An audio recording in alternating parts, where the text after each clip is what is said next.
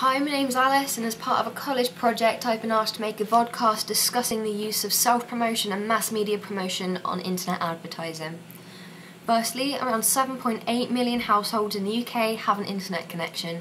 That's around 45% of the UK, so it's no wonder that more and more people are using internet advertising to make a profit.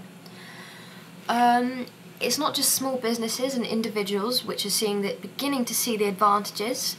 Many media giants such as Paramount Pictures, who used to use viral marketing to promote Cloverfield, are beginning to make a profit and benefit from it too. However, while viral marketing and advertising is also a way which is increasing the popularity of films, it can also lose money for them too, for the obvious reasons. Now, most companies still choose to use television, ads and posters to promote their films and programmes. It's one of the most popular ways of promoting them, and it's similar to the hypodermic needle theory, which basically means that all audiences are subjected to the same type of advertising, regardless of their specific interests.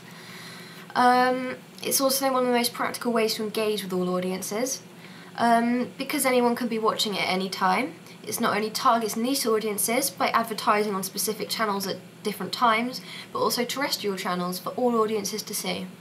Obviously the same thing with posters is that they have to be suitable for all audiences to see. Obviously the same goes with television.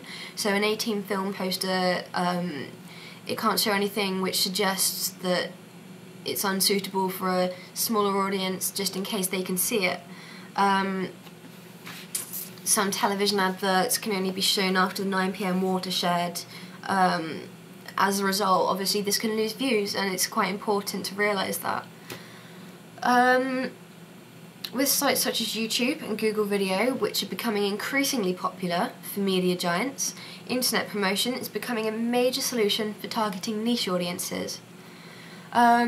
Also, Facebook uses YouTube as an uploading application, so people who use Facebook can also find videos on that. Sometimes promotional videos for bigger companies who make films are placed onto the homepage, like sites like Facebook and MySpace, so that anyone who logs onto the site will see it. It's a simple way of advertising. Obviously, the alternative to using video applications is simply to create a website which is dedicated to the promotion of the film or television programme, although that usually happens anyway, and most films have their own dedicated websites. That way, when the name of the film or production is typed into a search engine, it will be shown as one of the first links, obviously. Again, this targets niche audiences. If they want to find a website for it, they can. They're also free to add as much information as they want, so they're less limited rather than if you use an application like YouTube, you can put as much promotional stuff on it as you want. Obviously the demographic features of a website have a big effect on niche audiences, right down to the specific interests they have and even the country they live in and their gender. This again limits advertising profits. For the most companies, it's extremely limited. This goes right down to how a film is portrayed, like if it's a laddish film, the site needs to look laddish, or if it's a chick flick, then the graphology on that website needs to illustrate it. Although internet advertising might not be as practical as anticipated for big companies, it doesn't mean that smaller companies can't thrive on it, and that's certainly what they're doing. Being a student, promoting a video or production is also limited. The main way of advertising is through applications like YouTube and Google Video, where anyone can stumble upon it. But for media giants like DreamWorks, they obviously have much more they can do to advertise. Because it's harder for a small company or individual to advertise through television, internet promotion and advertising is the perfect solution. Really helps you get out there and sell yourself to a worldwide audience. It's great for cheap and efficient advertising where both niche and general interest audiences are targeted.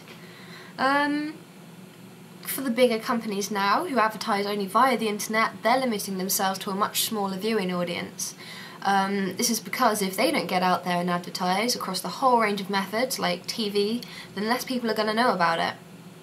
It's only when sites such as YouTube and Google Video allow people to promote their companies and videos that their popularity or knowledge of something spreads. Obviously, the downside of using websites such as YouTube and Google Video to promote films and videos is that there has to be a way of telling people that it's on there. So really, television helps to promote internet sites help to promote television. YouTube is ideal for targeting niche audiences who have unambiguous interests.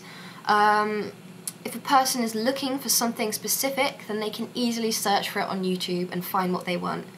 It's also associated with methods of targeting specific age groups through all kinds of different means of marketing.